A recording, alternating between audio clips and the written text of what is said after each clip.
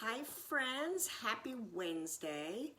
Thought I would jump on here and do a quick video for you.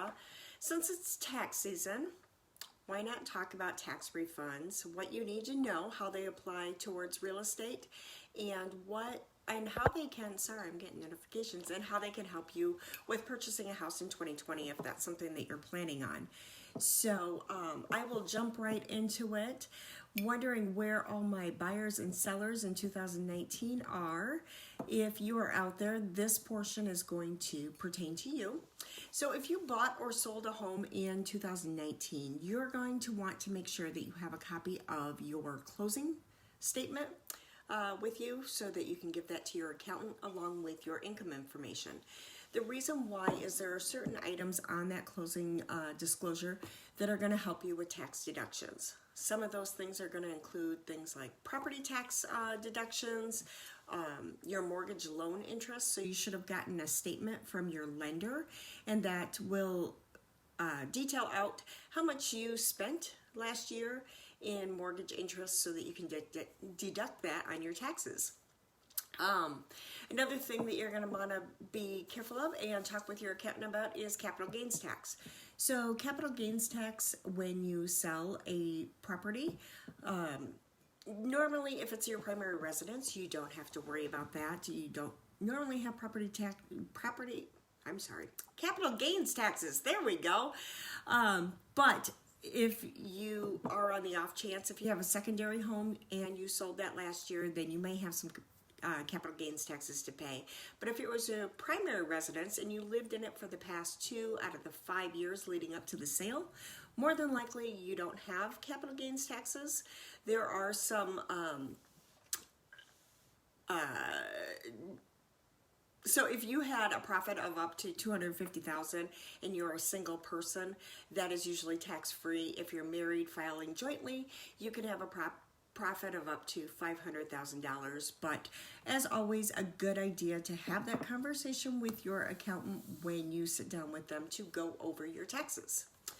So if you are thinking about purchasing a home this year, and you're wondering how your tax refund can help you out, I have a couple of tips and tricks for you on that as well.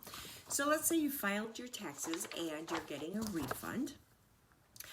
What do you plan to do with that refund? Are you planning on taking a vacation, paying off some bills? Well, maybe it's a good idea to save that money and invest in your future.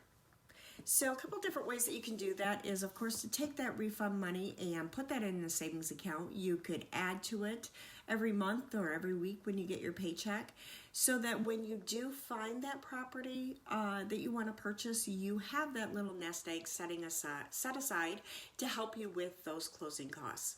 Another thing that you could do with your refund if you wanted to would be to use it towards your closing costs, your home inspections, or maybe your appraisal fees. So you have that money on hand. Usually the inspection and the appraisal fees are paid out of pocket beforehand, so you would have that money set aside to help cover those expenses.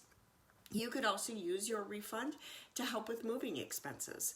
You know, whether that is hiring a moving company to help you move, or buying boxes, purchasing a moving van, renting that out for the day. There's a lot of different expenses that come up with moving that maybe that extra money set aside would be helpful.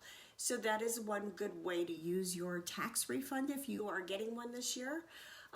You could always use it to set up an emergency fund. So even if you're not thinking about buying this year, it is never a bad idea to have an emergency fund set aside so that if something comes up, you have money to cover your mortgage payment, your rent payment, any of your utilities. You've got that money sitting there set aside to do that. Another good way to use that refund would be to, if you're planning on purchasing a home, would be to buy down your interest rate.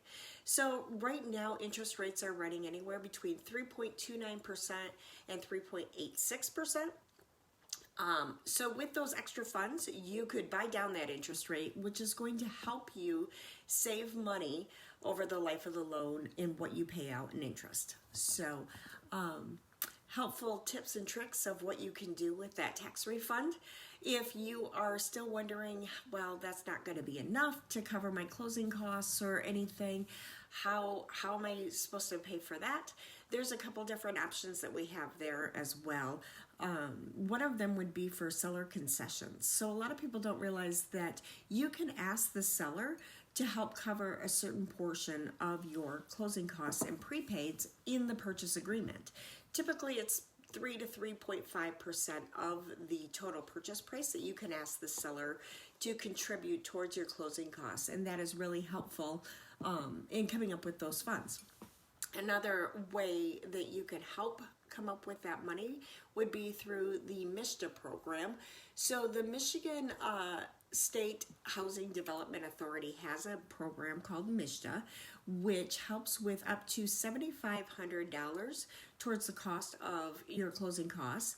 You know, there's some income limits in their restrictions, and there's a class that you have to take, but to get up to $7,500 in free money towards the purchase of your home, very beneficial. So I hope you enjoyed this video. I hope you found some helpful hints, and maybe that's going to be your choice to do with your refund, maybe not. But if you have any questions on anything that I've said here, or maybe you want to talk about your specific situation, I am here to help.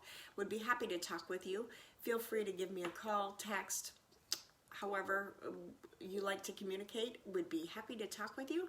And get out there, have a wonderful rest of your day. Enjoy the sunshine out there. I am loving that.